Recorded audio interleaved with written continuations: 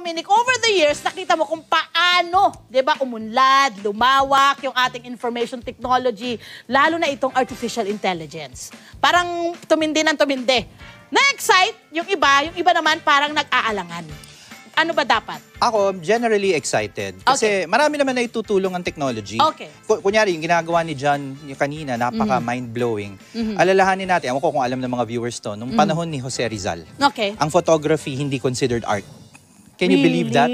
Sabihin ng mga artists, ayan, kinakapture mo lang ang ilaw sa machine na yan, di yan katulad ng painter. Sasabihin mo bang hindi artist ang mga photographer ngayon? Hindi naman. Tsaka syempre may Photoshop na ginagamit ang mga photographer. Technology yan. So I think generally ang technology, kakampi natin yan. Okay. Ang kalaban natin, mga tao din na nagmi-misuse ng technology. So pwedeng pag-usapan natin mamaya kung anong pwede mangyari. Sabi nga niya kanina, parang yung ginagawa ni John ay isa rin pa rin namang art. Bakit niyo po nasabi yun? Kasi sa kanya nanggaling yung ideya, sa kanya nanggaling yung, kunyari, yung mga parameters na linalagay niya dun sa sentence, that's creativity.